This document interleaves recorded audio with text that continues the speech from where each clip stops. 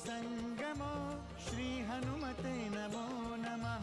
जय हनुमान संकट मोचन जय हनुमान। जय हनुमान संकट मोचन जय हनुमान। केसरी नंदन तिहु जगवंदन अंजनी सुत बलधारी। केसरी नंदन तिहु जगवंदन अंजनी सुत बलधारी। संकट मोचन नाम तुम्हारा, संकट मोचन नाम तुम्हारा, हर संकट पे भारी। जय हनुमान संकट मोचन जय हनुमान। जय हनुमान संकट मोचन जय हनुमान। संकट उसके निकट न आवे, ले जो शरण तुम्हारी। संकट उसके निकट न आवे, ले जो शरण तुम्हारी। संकट मोचन नाम तुम्हारा, संकट मोचन नाम तुम्हारा, हर संकट पे भारी। जय हनुमान संकट मोचन जय हनुमान। जय हनुमान संकट मोचन जय हनुमान। आप सभी लोगों ने केवल 5 दिनों में ही 100 योजन तक इस विशाल सेतु का निर्माण किया है। उसी उत्साह और पराक्रम से हमें शत्रु दल को भी परास्त करना है। महाराज, वो आ रहे हैं महाराज। कौन आ गया? क्या वो लंका की सीमा में प्रवेश कर चुके हैं? महाराज विभीषण सेना में सबसे आगे है महाराज। प्रभु श्री राम की जय। प्रभु श्री राम की जय। प्रभु श्री राम की जय। प्रभु श्री राम की जय। प्रभु श्री राम की जय। प्रभु श्री राम की जय।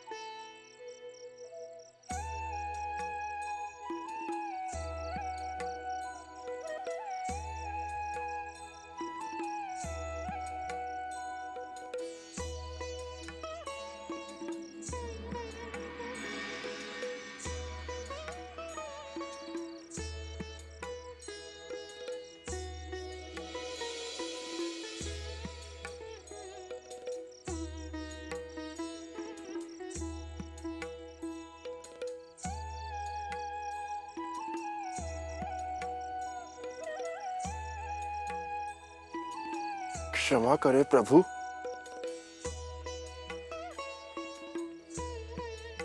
आप इतनी देर से क्या देख रहे हैं? नींद नहीं आ रही थी हनुमान। चंद्रमा पर दृष्टि चली गई।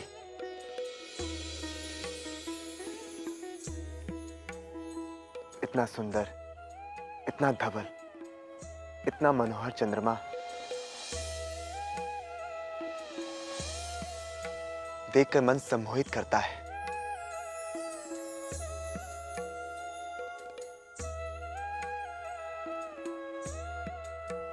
किंतु इसका ये श्यामल चिन्ह,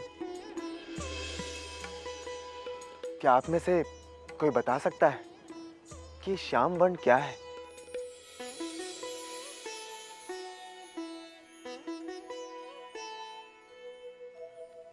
ऋषराज, आप बताएं। मुझे लगता है चांद पर पृथ्वी का जो प्रतिबिंब पड़ रहा है वही श्याम वर्ण है। जैसे स्वच्छ दर्पण के सामने आई हुई वस्तु पर प्रतिबिंबित होती है, उसी प्रकार।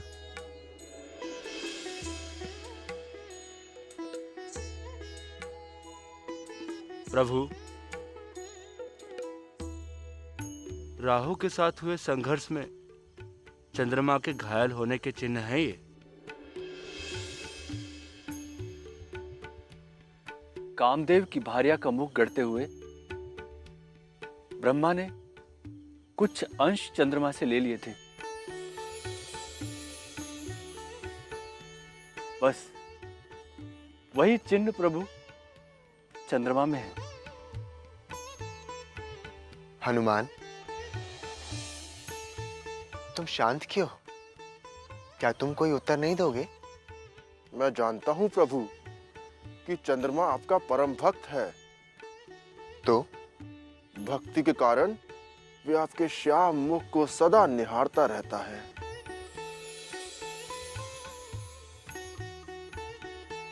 और आपको निहारते हुए आपकी ही छाया सदा उस पर पड़ती है प्रभु। तो ये वही छाया है प्रभु जो श्याम चिन्ह के रूप में दिखाई दे रही है।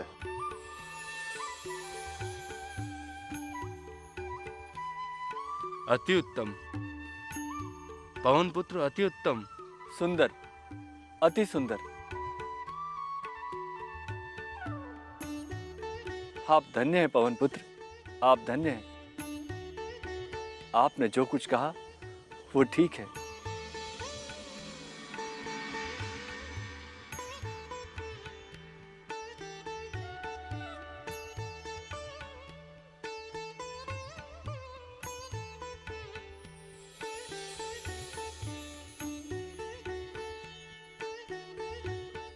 संकट मोचन जय हनुमान।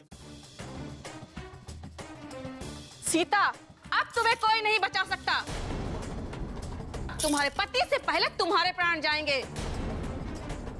यही लंकेश का आदेश है।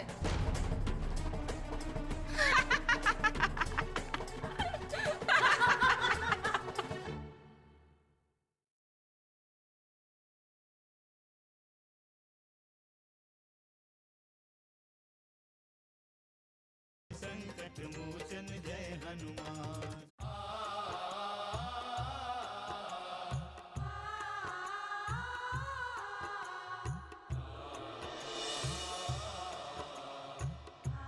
स्वामी, जब भी मैं चंद्रमा को देखती हूँ मुझे चंद्रमा के स्थान पर आप ही दिखाई पड़ते हैं। हाँ स्वामी, चंद्रमा को देखकर मुझे आपकी स्मृति हो आती है। आप मेरे इस घोर एकांत की पीड़ा हर लेते हैं। हाँ, ये सत्य है स्वामी, ये सत्य है। चंद्रमा को देखकर रात्रि के कुछ पल स्वतः ही आपके नाम हो जाते हैं। बार बार ऐसा लगता है कि जैसे आप चंद्रमा के माध्यम से अपने आगमन का संदेश दे रहे हैं।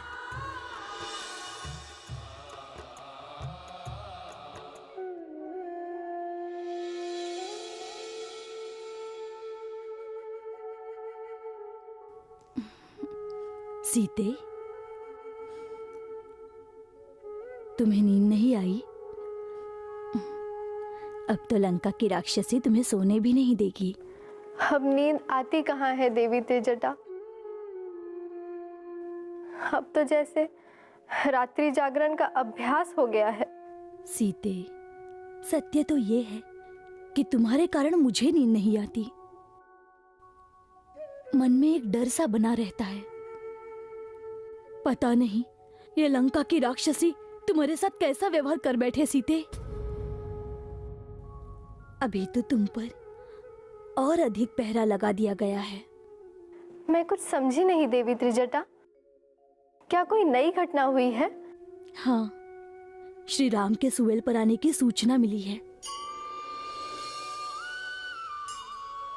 ये सूचना मिलते ही लंकेश की चिंता बढ़ गई है। महल में पूरी रात्रि सभा होती रहती है। क्या वे सचमुच आ गए हैं? हाँ, वे आ गए हैं। और अकेले नहीं, पूरी सेना के साथ आ गए हैं।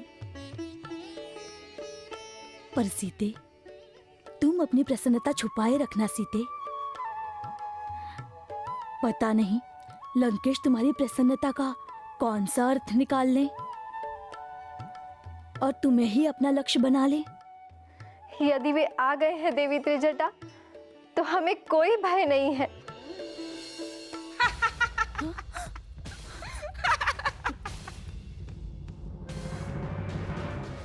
सीता, अब तुम्हें कोई नहीं बचा सकता। तुम्हारे पति से पहले तुम्हारे प्राण जाएंगे। यही लंकेश का आदेश है।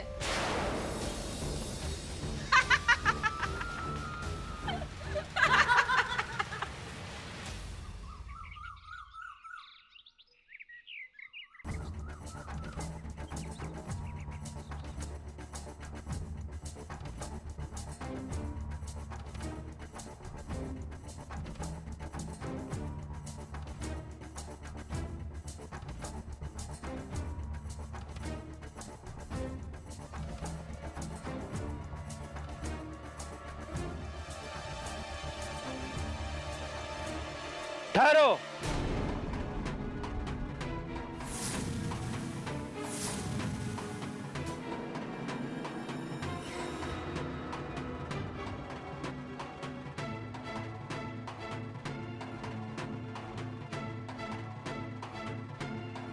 कौन हो तुम?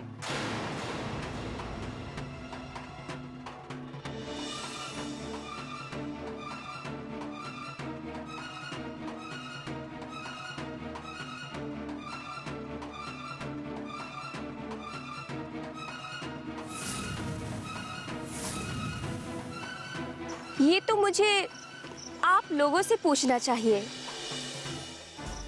कि इतनी सारी सेना कहां से आ गई और तुम कौन हो? तुम्हें पूछने का कोई अधिकार नहीं है स्त्री। शीघ्र अपना परिचय दो।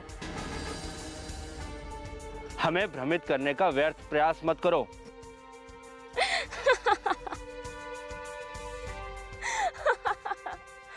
अरे इतना क्रोधित क्यों हो रहे हैं आप?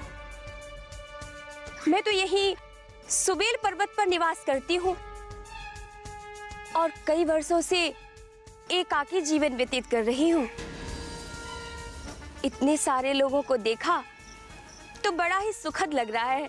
स्पष्ट बताओ, कहीं तुम हमारा भेद जानने तो नहीं आई हो? अरे ये कैसी बातें कर रहे हैं आप? आप सबने कोई भेद छुपा रखा है?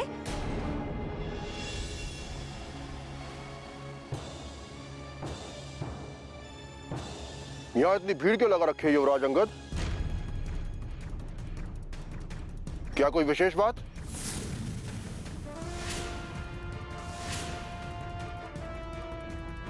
देखिए हनुमान, इसे देखिए।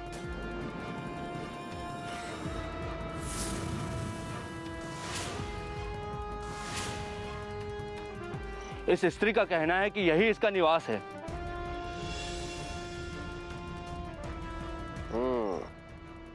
इसे देखकर तो ऐसा नहीं लगता। ये कहीं से भी इस पर्वत पर निवास करने वाली नहीं लगती। तुम यहाँ क्यों रहती हो? क्या तुम्हारा और कोई नहीं है? इस सुनसान पर्वत पर तुम एकाकी जीवन क्यों बिता रही हो? ये मेरी बहुत ही दुखद घटना है। मेरा भी भरा पूरा परिवार था। मेरे पति, मेरे बच्चे, हम लोग सुखी जीवन व्यतीत कर रहे थे। किंतु लंका के राक्षसों को हमारा सुख देखा ना गया और उन्होंने हमारे पूरे परिवार को मार डाला। तभी से मैंने ये प्रण किया कि जब तक मैं उन राक्षसों से बदला ना लूं, मैं इसी पर्वत पर अपना जीवन व्यतीत करूंगी। अब चिंता ना करें। यदि तुम्हारे साथ अन्याय हुआ है तो प्रभु श्री राम तुम्हारी सहायता अवश्य करेंगे। चलो हमारे साथ, आइए।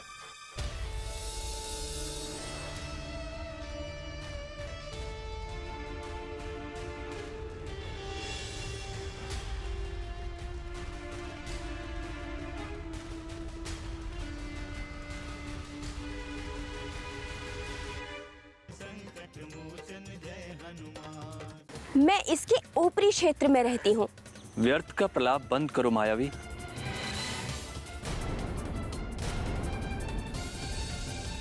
ये मत भूलो कि हम इसी लंका के निवासी हैं।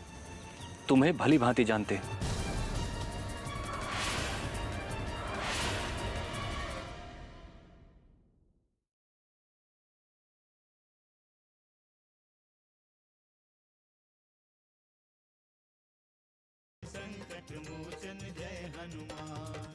महाराज विभीषण, इसमें कोई संदेह नहीं है कि लंकापति रावण को हमारे यहाँ आने की सूचना अवश्य मिल गई होगी।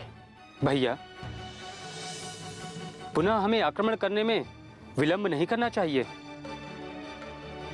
सुमित्रे ठीक कह रहे हैं श्री राम।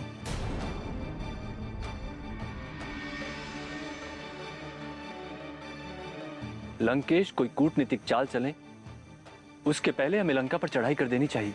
महाराज विभीषण, हमें नीति के अनुसार ही युद्ध करना चाहिए।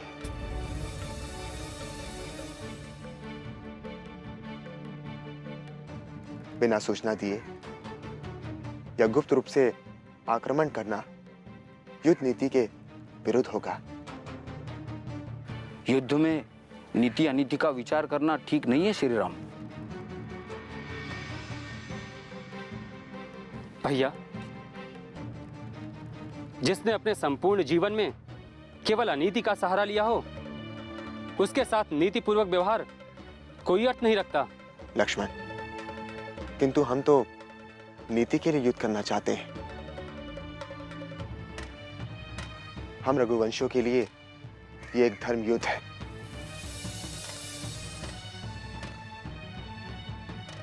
हमें संसार को ये बताना है लक्ष्मण कि विजय सदैव नीति और धर्म की होती है। जय श्री राम।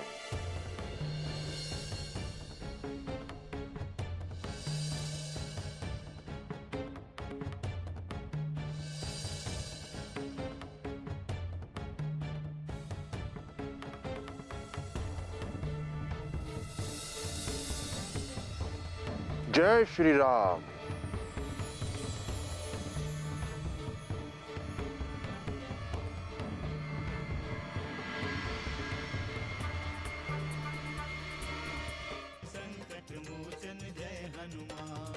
रक्षेंद्र इस स्त्री के संबंध में कुछ कहना चाहते हैं। महाराज विभीषण जो भी कहना चाहते हैं मैं भली भांति समझता हूं। प्रभु, यदि उसने कोई भेद छिपाया है तो मैं अभी प्रकट कर देता हूं।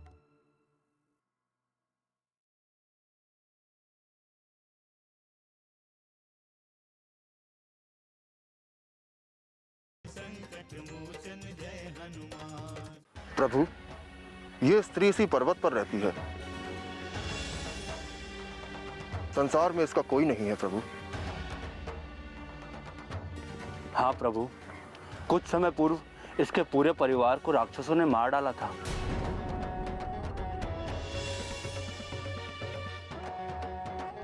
और तभी से इसने प्रण किया है कि राक्षसों से प्रतिशोध लेगी। हनुमान, ये स्त्री जो कुछ भी कह रही है तुमने उस पर पूर्ण रूप से विश्वास कैसे कर लिया?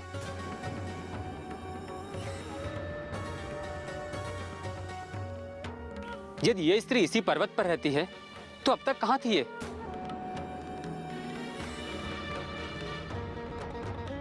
और कल रात्रि कहां चली गई थी ये? अरे अरे, आप तो बड़े ही क्रोधी स्वभाव के लग रहे हैं।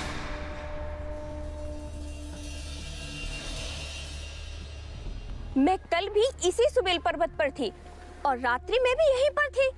किंतु जब से हम यहाँ आए हैं आप तो हमें दिखाई नहीं दी। ये पर्वत इतना छोटा नहीं है कि मैं जहाँ भी रहूं आप मुझे देख लें।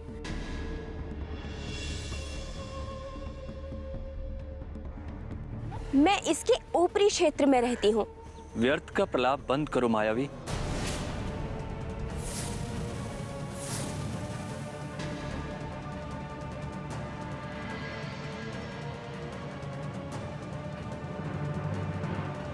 ये मत भूलो कि हम इसी लंका के निवासी हैं। तुम्हें भली भांति जानते हैं।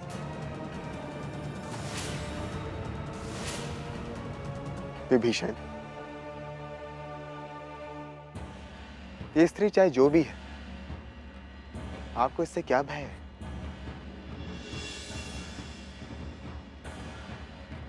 क्या इस स्त्री ने हमारी सेना को कोई क्षति पहुंचाई या फिर इसने हमारे किसी कार्य में कोई बाधा डाली है? बाधा नहीं पहुंचाई है श्री राम, किंतु ये स्त्री स्वयं हमारी बाधा है।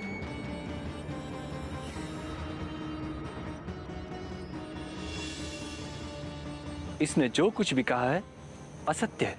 आप मुझ पर आशंका कर रहे हैं?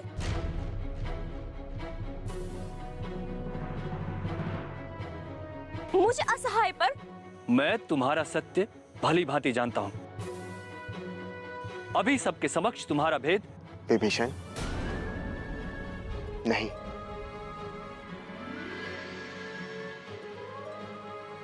आप इस स्त्री की व्यवस्था पर संदेह ना करें।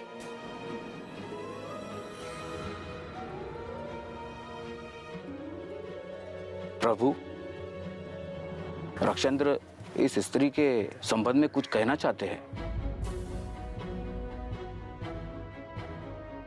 महाराज सुग्रीव, मैं समझता हूं। महाराज विभीषण जो भी कहना चाहते हैं मैं भली भांति समझता हूं।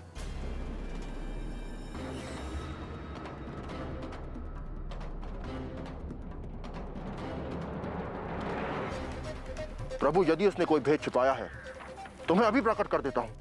हनुमान, बल का अनुचित प्रयोग मत करो।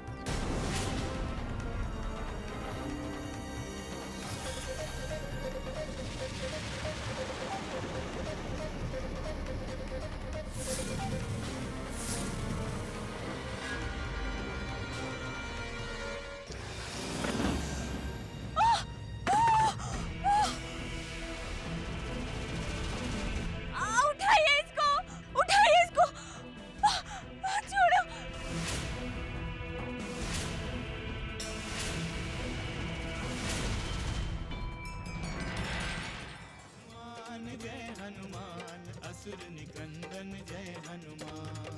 मनोजवं मारुततुल्य वेगं, जितेन्द्रियं बुद्धिमतां वरिष्ठं, वातात्मजं वानरयूथमुख्यं, श्रीरामदूतं शरणं प्रपद्ये।